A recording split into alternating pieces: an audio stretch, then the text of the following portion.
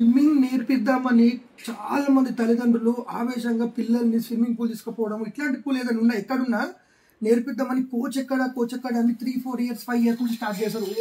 తెగ కోచ్ అవసరం లేదు భయ్, ఎగ్జామ్ ఎంజాయ్. వాళ్ళకి ఏం నేర్పిస్తాను ఇప్పుడు నేర్చుకుంటూ నేర్పిస్తా, కానీ అది అన్యాచురల్ లెర్నింగ్ ఏ ఉంటుంది నన్ను అడుగుతుంది.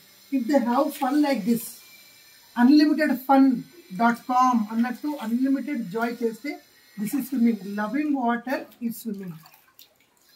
Loving to play with a bat, a racket and a shuttle is badminton. నీకు ఆట మీద లవ్ లేనంత వరకు ఎంత నేర్చుకున్నా ఏం చేసినా ఏం పీకలేవు. ఒకవేళ పీకినా నీకు హ్యాపీనెస్ ఉంటుంది. ఒలింపిక్ గోల్డ్ మెడల్స్ వచ్చిన కొంతమంది ప్లేయర్స్ ఆటోబయోగ్రఫీ బుక్లో నేను చదివింది ఏంటంటే వాళ్ళకి ఇష్టం లేని వాళ్ళు ఆడినరని. ఎందుకు అంటే చిన్నప్పటి నుంచి వాళ్ళకి ఇష్టం కలిగించలేదు, బలవంతంగా నేర్పించుంటారు. ఏం అవసరం బై కోచ్. ఇంకోటి, నువ్వు నీళ్ళకి దిగిన తర్వాత కొంచెం ట్యూబో గీబో ఏదో కింద పైప్ పట్టుకొని రోజు కింద ఆడుతుంటే ఈత వస్తుంది. నువ్వు బైక్ మీద రోజు కూర్చొని ఉత్తగా నూకు వస్తుంది. ఆపేసి రోజు బైక్ మీద కూర్చొని నూకు, వాడు ఆపిక నేను మళ్ళీ కంటిన్యూ చేస్తున్నా, అది ఉంటుంది మనతో. So loving water is swimming pool तो क्या है? Loving water.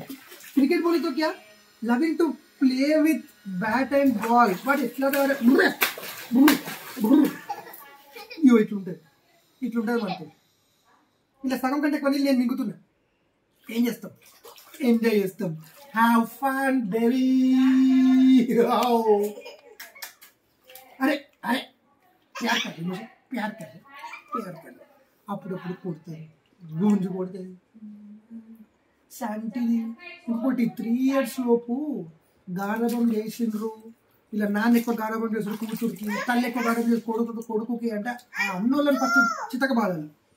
3 years వరకు గారభం అనే మాటనే అప్లై కావాలి, ప్రేమ చేయాలి, అన్లిమిటెడ్ లవ్ చూపించాలి. అప్పుడే కదా వాళ్ళ లైఫ్ మొత్తం బేసిక్స్ ఫౌండేషన్ స్ట్రాంగ్ ఉంటుంది.